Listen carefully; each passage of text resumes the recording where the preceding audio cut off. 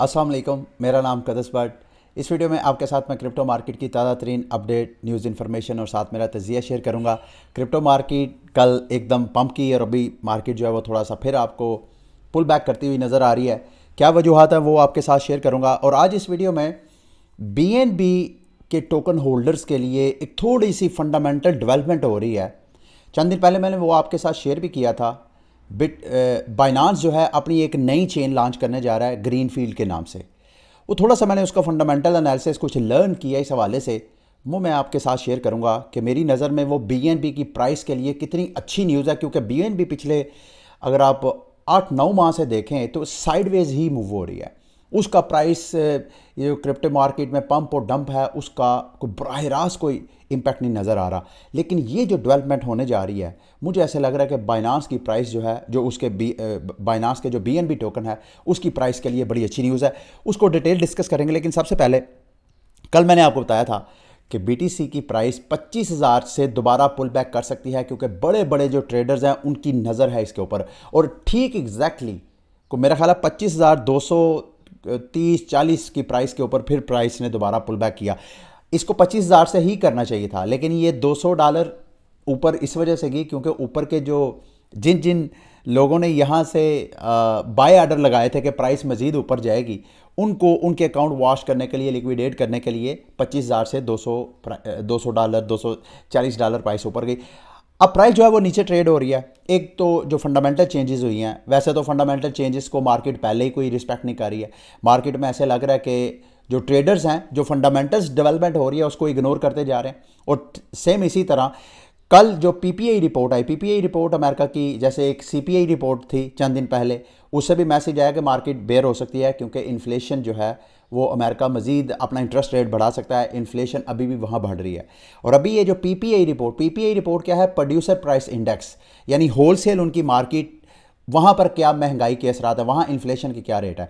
और जितना एक्सपेक्ट किया जा रहा था उससे भी ज़्यादा जो मंथ ओवर मंथ जो रिपोर्ट आती है वो भी ज़्यादा ही एक्सपेक्टेशन से ज़्यादा ही उसका डाटा है। तो दूसरे लफ्ज़ों में जो CPI रिपोर्ट और PPI रिपोर्ट अभी भी यही मैसेज दे रही है कि अगला जो FOMC की मीटिंग होगी उस मीटिंग में अमेरिका मज़ीद इंटरेस्ट रेट बढ़ाएगा। यही वजह है कि जो इक्विटी मार्केट है वो आपको ज़्यादा क्रैश करती हुई नज़र आ रही है।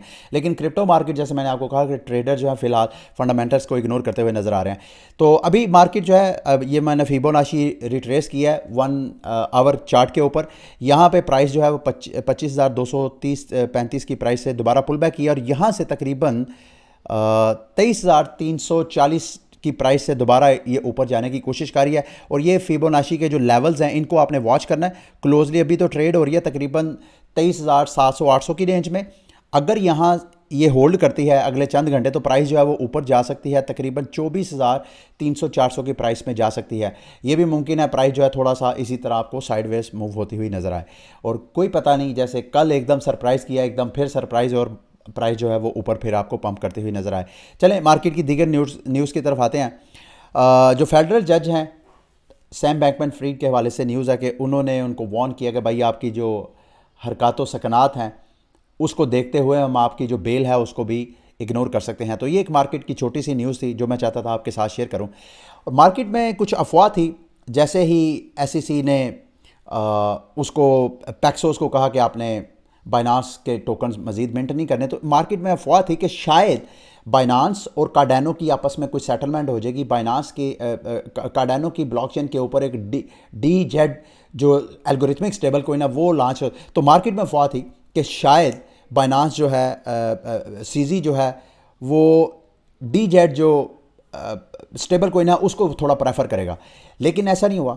कल परसों बाइनांस ने तकरीबन $50 मिलियन के जो ये ट्रू USD है, ये एक ये एल्गोरिथमिक स्टेबल कोई नहीं, अगर मैं गलत नहीं हो तो ये मिंट किया है। तो बजाय इसके कि कार्डानो की प्राइस उसकी को पंप होती है अफवाह की वजह से, लेकिन इस 50 मिलियन टोकन प्रिंट करने की वजह से जो TRO टोकन है, ट्रू फाई का जो टोकन है, वो तकरीबन 200 गुना उसकी प्राइस जो है वो पम्प की जा रही है।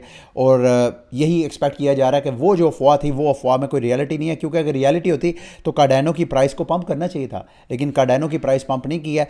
कार्डानो की प्राइस का ये लॉन्ग टाइम फ्रेम में, यानी वीकली टाइम फ्रेम में अगर देखा जाए तो जब तक, मेरा ख्याल है ऑलरेडी आपके साथ शेयर कर चुका हूँ, जब तक ये 50.57 यानी 57 सेंट से 60 सेंट की प्राइस जब तक ब्रेक नहीं करती है तो कार्डानो की प्राइस अभी भी आपको क्रैश होती हुई और इसी तरह लो रेंज में ट्रेड होती हुई नज़र आएगी। अगर आप वीकली की बजाय डेली पे भी जाएं तो यहाँ पर भी एक आपको ख़ास पैटर्न, वैसे तो देखा जाए तो प्राइस जो है 25 सेंट के बाद दोबारा अच्छा मोमेंटम कार्डानो की प्राइस ने पकड़ा है, लेकिन ये जो अफवाह थी अगर इसमें कोई रियलिटी होती तो अच्छा खासा इसने पंप करना था। और कोटी की प्राइस, चूँकि कोटी जो है कार्डानो की ब्लॉकचेन के ऊपर DZ जो स्टेबल कोइन है उसका यूँ समझ लें कि मैनेजर है, डेवलपर है, कोटी की प्राइस भी आपको देखें तो अच्छी खासी साथ साथ पंप होती हुई नज़र आ रही है उस हाइप की वजह से, स्टेबल कोइन की वजह से। एक चीज़ कार्डानो के होल्डर्स के लिए, ये कॉइन बेस के ऊपर अगर आप जाके कार्डानो सर्च करेंगे तो एक इंटरेस्टिंग चीज़ जो आपको शायद बिटकॉइन में भी नज़र ना आए, शायद आपको इथेरियम में भी ना नज़र आए, कि इसका जो एवरेज होल्ड टाइम है, यानी एक बंदा जो कार्डानो में इन्वेस्टमेंट करता है और कितनी देर वो टोकन होल्ड करता है कॉइन बेस के ऊपर, ये सिर्फ कॉइन बेस का डाटा है, उसका ऑन एवरेज मेरा ख्याल है आप दूसरी एक्सचेंजेस पे भी देखेंगे तो ऐसे ही आपको नज़र आएगा, वहाँ एवरेज होल्ड टाइम है 194 डेज़ है। ये होल्ड टाइम मतलब किसी ने बाय किया ना, उसने सेल किया ना, उसने एक्सचेंज से आउट किया, ये उसका ऑन एवरेज डाटा है। तो कन्विक्शन है एडा होल्डर्स की। और साथ ये मैं एक्सपेक्ट कर रहा था चार्ल्स हॉस्किंसन इस हवाले से कोई अपनी ओपिनियन का इजहार करें। कल उन्होंने एक छोटी सी मीडिया टॉक की है या अपनी जो कम्युनिटी के साथ वो टॉक करते हैं, उसमें उन्होंने क्रैकन को सिर्फ डिस्कस किया कि क्रैकन को जो फाइंड किया है स्टेकिंग के ऊपर, उन्होंने कहा जी हमारी कार्डानो की ब्लॉकचेन के ऊपर बहुत से ऐसे डिसेंट्रलाइज्ड स्टेकिंग प्लेटफॉर्म हैं, तो इनके बकौल उनके आइंदा डेवलप होने के या उनके आइंदा पंप होने के चांसेस हैं। अच्छा, अब आते हैं जी BNB के हवाले से जो अपडेट है। देखें, आप अगर बाइनांस को फॉलो करें तो बाइनांस की ऑलरेडी मार्केट में 2 चेन्स हैं, एक है BNB बीकन चेन, एक है BNB चेन जिसको बाइनांस स्मार्ट चेन बोलते हैं। बाइनांस ने 1 फरवरी को अनाउंसमेंट किया कि वो एक नई चेन लॉन्च करने जा रहा है जिसको वो green field BNB green field बोलते हैं। अब ये जो तीनों चेन्स हैं, ये तीनों चेन्स एक ही टोकन यूज़ करेंगी, वो है BNB। अब ये जो नई, इस वीडियो में मैंने मौजू ये था कि ये जो नई green field BNB chain launch हो रही है, इसने करना क्या है।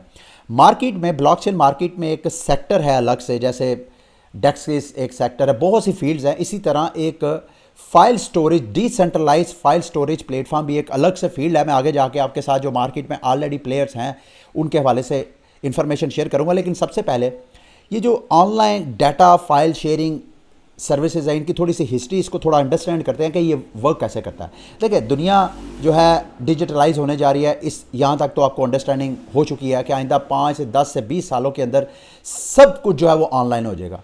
चूँकि ऑनलाइन होगा तो यहाँ पे इंफॉर्मेशन को ऑनलाइन स्टोर करना, एक दूसरे के साथ शेयर करना, उसके लिए क्लाउड स्टोरेज सर्विस प्रोवाइडिंग जो कंपनीज है वो मार्केट से अच्छा खासा पैसा कैप्चर करेंगी और उनका अच्छा खासा मुस्तकबिल है, ब्राइट उनका फ्यूचर है। अब इसमें ब्लॉकचेन, अब 2 इस हिस्सों में आप डिवाइड कर सकते हैं, सेंट्रलाइज और डिसेंट्रलाइज।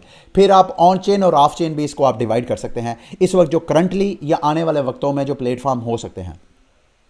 सेंट्रलाइज प्लेटफॉर्म की क्या एग्जांपल्स हैं, जैसे कि आप गूगल ड्राइव पे एक दूसरे के साथ डाटा शेयर करते हैं, जैसे आप यूट्यूब, फेसबुक पे आप वीडियोस, पिक्चर्स वगैरह शेयर करते हैं, ये सारे। इसी तरह अगर आप प्राइवेट सेक्टर में जाएं तो अमेज़ॉन क्लाउड सर्विस प्रोवाइड करता है, गूगल, इसी तरह माइक्रोसॉफ्ट, ये सब जो है आपको क्लाउड सर्विस सारे सेंट्रलाइज प्लेटफॉर्म है, ये डिसेंट्रलाइज नहीं है। और ये सारे मोस्टली इस वक्त जब मैं ये जितने मैंने जिक्र किए ये सारे ऑफ चेन है। अब ऑन चेन और ऑफ चेन, सेंट्रलाइज प्लेटफॉर्म का सबसे बड़ा मसला यह है कि वो स्केलेबल नहीं है, तो उसको स्केलेबल बनाने के लिए ये डिसेंट्रलाइज प्लेटफॉर्म मार्केट में बहुत से हैं जो कि आगे जाके मैं आपके साथ शेयर करता हूँ। डिसेंट्रलाइजेशन के अंदर भी स्केलेबिलिटी के इशू हो सकते हैं। मतलब मिसाल के तौर पे आप एक ऐसा प्लेटफॉर्म बना ले, बल्कि ये मुझे अगर आप इजाज़त दें, ये देखें, ये सेंट्रलाइज प्लेटफॉर्म है जहाँ पे सारा कुछ एक जगह पे पड़ा होता है, लेकिन यहाँ पे चूँकि एक तो स्केलेबल के इशू है, दूसरा सेंट्रलाइजेशन की वजह से प्राइवेसी इशू हो सकते हैं, सेंसरशिप के इश्यूज हो सकते हैं, ये सारे इशूज। लेकिन डिसेंट्रलाइज नेटवर्क के भी 2 हिस्सों में, एक डिस्ट्रीब्यूटेड और एक डिसेंट्रलाइजेशन है। डिसेंट्रलाइजेशन इस वाले अगर सेक्टर पे फोकस किया जाए तो फॉर एग्जांपल 1 MB का डाटा स्टोर करना है, तो जितने उस डिसेंट्रलाइजेशन के नेटवर्क नोड्स हैं उन सब की मजबूरी है कि उस 1 MB का डाटा सब अपने अपने पास रिकॉर्ड रखे। तो इसका मतलब यह है कि 1 MB का डाटा मुमकिन है वो 1 GB की स्टोरेज ले उनके नेटवर्क पे, या 100 GB की स्टोरेज ले। जैसे कि बिटकॉइन में कोई अगर ट्रांजैक्शन, कोई नया ब्लॉक बनता है तो जितने माइनर्स हैं सब ने उस ब्लॉक का रिकॉर्ड अपने पास रखना होता है। तो अगर डिसेंट्रलाइजेशन की तरफ जाएंगे तो ये भी इतना ज़्यादा स्केलेबल नहीं है। इसका आजकल जो ब्लॉकचेन टेक्नोलॉजी में अलग से सेक्टर जो है वो डिस्ट्रीब्यूशन है, कि आपका डाटा जो है बजाय इसके कि हर नेटवर्क नोड जो है वो अलग अलग अपने पास रिकॉर्ड, सेम ही रिकॉर्ड हर बंदा रखे, उसकी बजाय मुख्तलिफ़ किस्म की टेक्नोलॉजीज़, मुख्तलिफ़ किस्म की आइडियाज़ मार्केट में ऑलरेडी काम कर रहे हैं, जिसमें वो कहते हैं जी डाटा बजाय इसके कि आप इस तरह करें, उसको डिस्ट्रीब्यूट कर दें, उसके छोटे छोटे चंक बना के इस तरह कर दें तो आप उसको सेव कर लें। तो इस वक्त मार्केट के जो ऑलरेडी प्लेयर्स हैं उन प्लेयर्स के लिए एक नया कंपिटेटर बाइनांस एक नई चेन बना के लॉन्च कर रहा है। जो मार्केट के ऑलरेडी प्लेयर्स हैं वो मैं आपको बता देता हूँ। फाइलकॉइन जो है उसका इस वक्त मार्केट कैप 2.5 बिलियन है। इस वक्त डाटा या स्टोरेज प्रोवाइडिंग जो ब्लॉकचेन क्रिप्टो करेंसीज है उसमें सबसे नंबर 1 पे है। बल्कि इस वक्त जब मैं वीडियो बना रहा हूँ इस वक्त भी पिछले 24 घंटों में कोई 17-18% इसकी प्राइस जो है वो पंप हो चुकी है, जबकि मार्केट थोड़ी बैरिश भी आपको नज़र आ रही है। दूसरा जो प्लेयर है ट्राउन का अपना टोकन है BTT, इसके ज़रिए भी आप कर सकते हैं, ये भी मार्केट का एक अच्छा प्लेयर है। तीसरा प्लेयर है आरवीव, बल्कि इस वक्त बल्कि ये जो पांचों मैंने आपके सामने स्क्रीन पे आपको नज़र आ रहे हैं, जिसमें सिया कॉइन भी है, स्टोरेज, अच्छा ये जो ऊपर वाले चारों हैं इन सब की अपनी अपनी चेन है, जबकि ये जो स्टोर जे है ये भी एक स्टोरेज प्रोवाइडिंग ब्लॉकचेन एक क्रिप्टो करेंसी है। ये इथीरियम के ऊपर एक टोकन है, इसकी अपनी चेन नहीं है अगर मैं गलत नहीं हूँ। तो ये सारे के सारे टोकन्स ऐसे हैं जिनकी more than 100 million market cap है, यानी ये इतनी ऐसी मार्केट है जो कि आने वाले वक्तों में मज़ीद ग्रो कर सकती है। तो इसमें BNB जो है अपना जो है अच्छा खासा रोल प्ले करेगा। अगर तो बाइनांस अपनी ये जो ग्रीन फील्ड चेन डेवलप कर रहा है, ये चेन इन सारी मार्केट के को कैप्चर करती है, इनके पैसे को कैप्चर करती है और इनसे अच्छी सर्विस प्रोवाइड करती है। अगर आप अलग अलग सारे ये जो already data providing crypto currencies है उनका जाके चेक करें तो ये जैसे कि फाइलकॉइन है, फाइलकॉइन के ऊपर क्लिक करें तो आपको पता चलेगा कि पीछे कितनी स्मार्ट मनी ने इसके ऊपर इन्वेस्टमेंट किया है। पॉलीचेन कैपिटल ने इसके ऊपर इन्वेस्टमेंट किया है, ब्लॉकचेन कैपिटल ने, DCG ये डिजिटल करेंसी ग्रुप ने इसमें इन्वेस्टमेंट किया है, बूस्ट VC ने किया है। ये बड़े बड़े नाम आपको वेंचर कैपिटलिस्ट के नज़र आ रहे हैं जिन्होंने फाइलकॉइन के ऊपर सरमायाकारी किया है और वो समझते हैं कि आइंदा आने वाले वक्तों में फाइलकॉइन मज़ीद ग्रो करेगा। इसी तरह अगर टॉरेंट जो BitTorrent का जो ट्राउन का अपना टोकन है उसमें अगर देखें तो उसमें भी आपको बाइनांस की इन्वेस्टमेंट अपनी है, बाइनांस लैचपैड और ट्राउन का अपनी इसके पीछे बैकअप है। इसके अलावा अगर आरवीव की अगर बात करें तो इसके अगर आप वेंचर कैपिटलिस्ट की बात करें तो इसके ऊपर जो कोइनबेस की इन्वेस्टमेंट है, इसके अलावा अरिंगटन XRP जो कैपिटल है उसने किया है, ब्लॉकचेन कैपिटल ने किया है, A16Z ने किया है। ये बड़े बड़े वेंचर कैपिटलिस्ट इन सारे जो डाटा स्टोरेज प्रोवाइडिंग सिया के पीछे किसने किया है, सिया के पीछे किसी ने सिया के पीछे ड्रैगन फ्लाई कैपिटल ने किया है, फेलबूशी कैपिटल ने किया है। ये सारे आपको नज़र आ रहे हैं। ये जो स्टोर जे है इसमें मुझे कोई नज़र नहीं आया कि इसके पीछे आपको कोई इतना बड़ा वेंचर कैपिटल की स्मार्ट मनी नहीं नज़र आ रही, लेकिन इसके बावजूद फिर भी इसका 100 मिलियन से ज़्यादा मार्केट कैप है। ये जितना मार्केट कैप है, अब जो BNB के इन्वेस्टर्स हैं, जो बाइनांस के यूज़र्स हैं, वो उम्मीद कर रहे हैं कि बाइनांस जब मार्केट में अपना चेन लॉन्च करेगा तो इन सब से बेहतर वो टेक्नोलॉजी लॉन्च करेगा। और अगर ऐसा करेगा तो आपको BNB की, क्योंकि वहाँ पे दो किस्म, एक है स्टोरेज प्रोवाइडर्स और दूसरे हैं कंसेंसस डेवलप करने के लिए, क्योंकि मैंने आपको बताया कि अब जो डिस्ट्रीब्यूटेड स्टोरेज क्लाउड सर्वर्स होते हैं वो क्या करेंगे कि डाटे को चंक्स में, हिस्सों में डिवाइड कर देंगे और उसको हिस्सों में डिवाइड करने के डाटे को कॉल करने के लिए, दोबारा रिकॉल करने के लिए एक हैश जो है वो हर फाइल के साथ वो अटैच कर दी जाएगी। उस हैश के ज़रिए ही डाटा जो है वो जो स्टोरेज प्रोवाइडर्स हैं उनसे वो रिकॉल करवाया जाएगा। ये रिकॉलिंग और स्टोरेज के दौरान जो चीज़ यूज़ होगी वो होगा BNB टोकन। और BNB के टोकन की प्राइस, जो कि मैं आपको बता रहा था कि पिछले तकरीबन 8-9 माह से एक ख़ास रेंज में ट्रेड हो रही है, जो सबसे बड़ी प्रॉब्लम बनी हुई है इस टोकन की प्राइस को, वो है तकरीबन $355 की प्राइस। इस वक्त ऑलरेडी $308 पे BNB के प्राइस जो है वो ट्रेड हो रही है। उम्मीद करते हैं कि जब तक ये नई इनकी चेन लॉन्च होती है उस वक्त तक ये जो इसकी रेजिस्टेंस है $355 की प्राइस, BNB की की प्राइस जो है अपनी इस रेजिस्टेंस को ब्रेक करके ऊपर चले जाएगी। अगर ऊपर जाती है तो BNB की प्राइस दोबारा अपना जो ऑल टाइम हाई इसने $600-700 के करीब बनाया हुआ था, तकरीबन $690-95 दोबारा उस जानिब BNB की प्राइस जो है वो पंप कर सकती है। ठीक है, ये थी आज की वीडियो। उम्मीद करता हूँ कि आज की वीडियो भी आपके लिए इन्फॉर्मेटिव रही होगी। अगली वीडियो तक के लिए मुझे इजाज़त दें। अल्लाह हाफिज़।